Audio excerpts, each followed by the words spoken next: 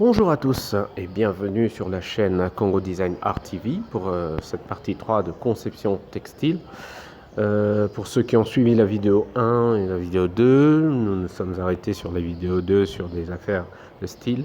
Cette partie est un gros plan sur les styles pour que vous ayez une information assez générale sur le tableau. Alors, n'oubliez pas de vous abonner à Congo Design Art TV et de partager bien évidemment toutes ces notions. Nous commençons par un petit récapitulatif. Nous avons différents types de styles.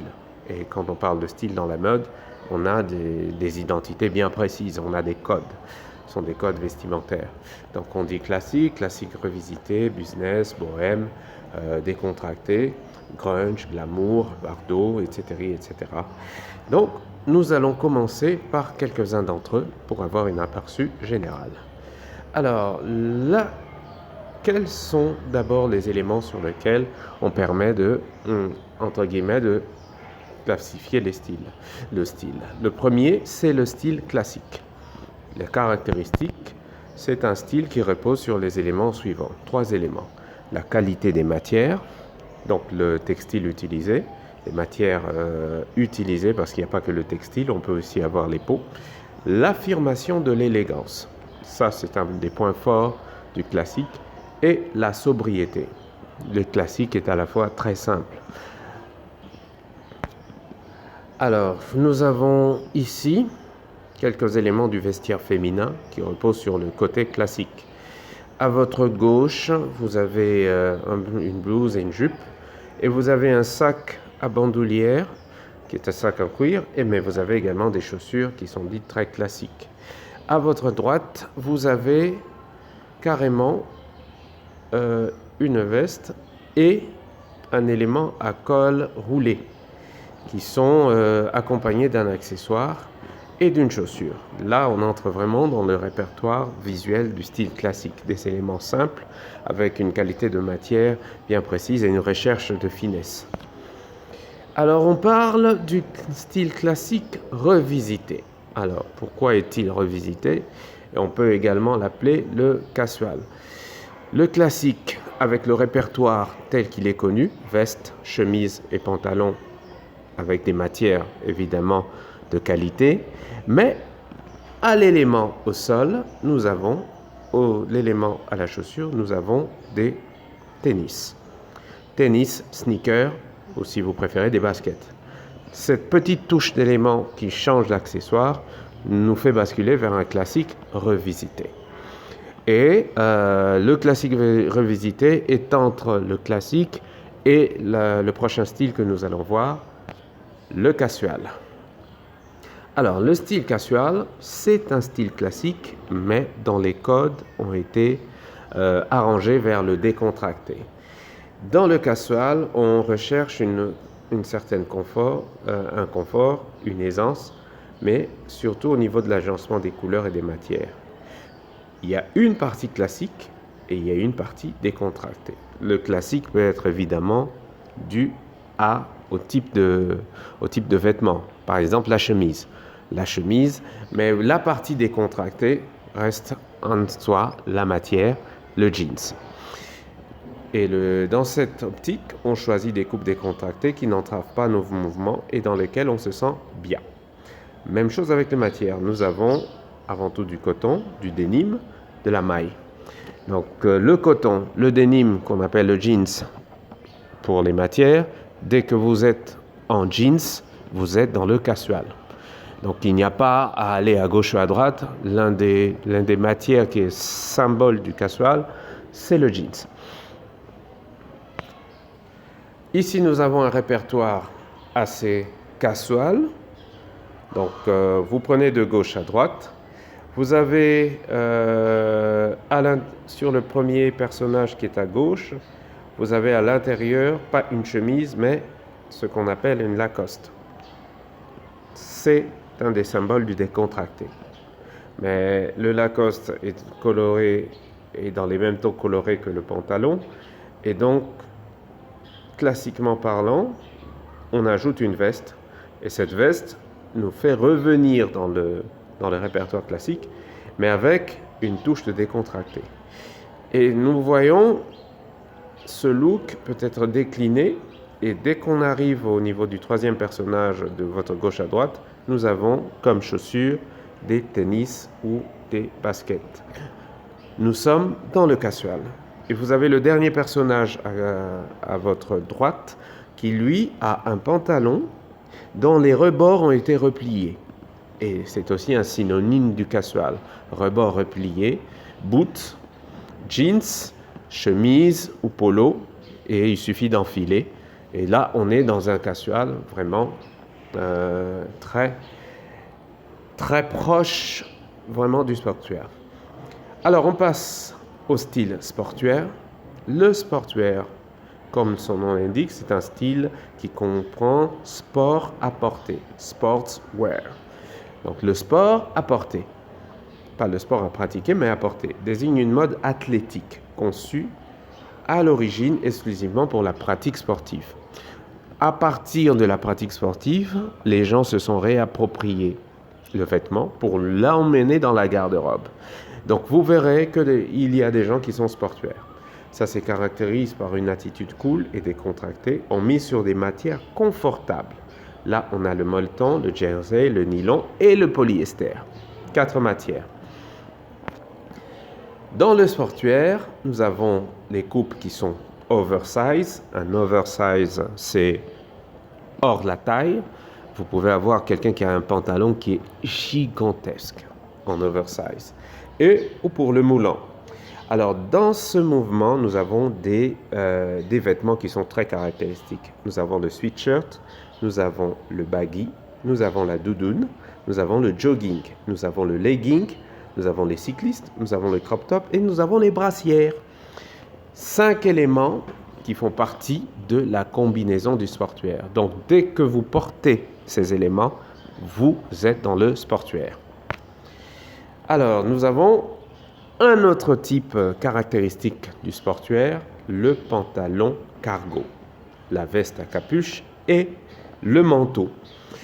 Vous pouvez voir sur ces 4 images, la première de votre gauche, c'est le pantalon cargo, qui est doublé d'une veste à capuche. Et la capuche peut être en doudoune, en coton, ou vraiment quelque chose d'épais. Sur le deuxième look, vous avez le pantalon cargo avec ensuite en maille. Le troisième look, vous avez veste, veste à capuche, vous avez manteau et vous avez jogging. Vous avez un jogging et vous avez basket.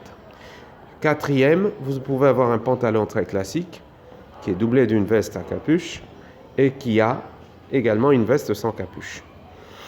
Donc voici des looks qui font caractéristique du sportswear. Donc quand vous regarderez votre garde-robe, vous saurez si vous êtes dans l'un de ces styles. Voici l'un des éléments caractéristiques encore du sportswear, la brassière. Sur l'image du milieu et l'image de la droite, vous avez une brassière et jogging ou legging, où vous pouvez avoir des leggings ou des joggings. Passons maintenant au style dandy. Le premier dandy sont à chercher du côté de Londres, donc l'Angleterre. C'est même l'origine, c'est même l'un des pays où l'origine du dandy a été l'un des plus éloquents. Alors le dandy a émergé vers 1780 lorsque les jeunes hommes se seraient mis à adopter un style vestimentaire excentrique le jour des messes. Donc c'était quand on allait à la messe, il y avait un style particulier à adopter et le dandy a commencé par là. Alors au-delà du vestimentaire, il y a d'autres caractéristiques. Par exemple, il s'agit de la finesse du langage. Donc un dandy, c'est quelqu'un qui s'exprime vraiment d'une manière très élégante, qui n'a pas de vulgarité. Et même dans le look, le dandy, c'est vraiment celui qui prend soin du détail, qui prend soin des couleurs, qui prend soin des matières et qui les agence. On est dans la version classique, mais un classique poussé à l'extrême. Le classique du dandy est poussé à l'extrême au niveau des détails et au niveau des choix des matières. Parlons du style bohème. Le bohème qui apparaît dans notre vocabulaire vraiment au XVIIe siècle. Pourquoi? Parce que le bohème, c'est un style de vie anti-bourgeois.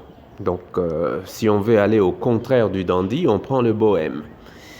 Et c'est quelque chose qui développe une pensée libre, mais aussi une tenue vestimentaire qui est à l'image de cette pensée libre, assez légère.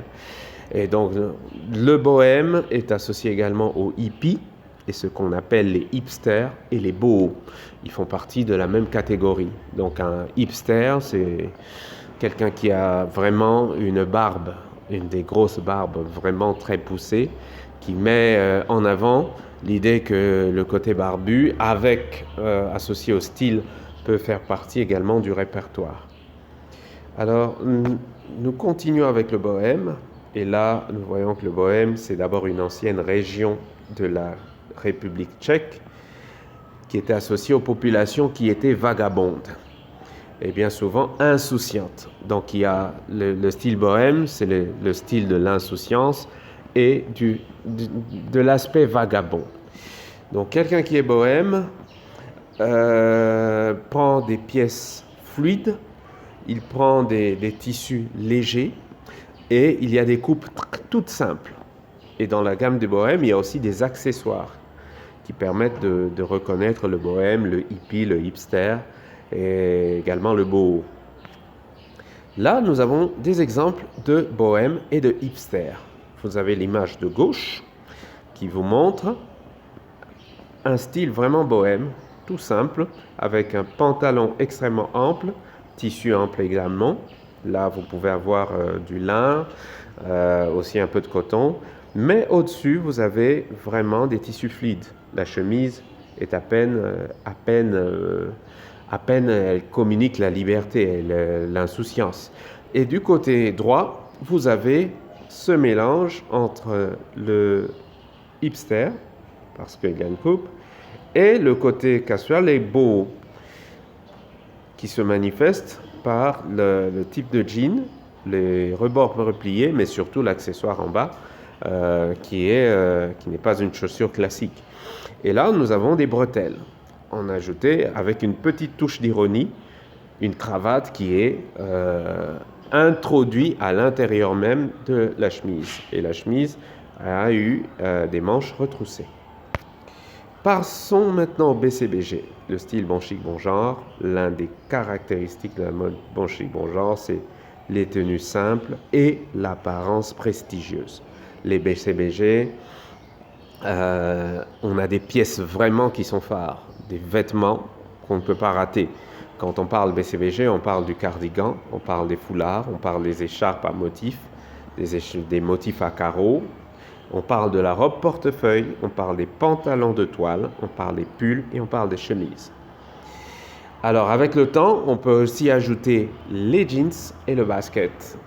Les baskets Converse ou même les tennis qui apportent une autre touche à ce BCBG. Ça fait réorienter le BCBG vers un côté un peu plus casual. Voilà un répertoire de BCBG, côté féminin et un peu côté masculin. Comme ça, vous pouvez retrouver chaque fois des éléments qui vous rappellent le BCBG. Là, on a le cardigan, nous avons les motifs à carreaux, les toiles, et nous avons également un côté élégant en finesse avec des touches de couleur bien précises. Ici, nous avons un BCBG à l'africaine, un BCBG façon à l'africaine avec des coupes simples. Le boubou avec un pantalon taillé bien précis, avec soit une chaussure Richelieu ou vous avez un mocassin. Et là, nous retrouvons cette finesse, même au niveau du choix des couleurs, même au niveau des choix des éléments brodés. Merci beaucoup d'avoir suivi Congo Design Art TV. Tenez-vous au courant et abonnez-vous et likez la suite des styles dans le prochaine vidéo. Et merci à vous.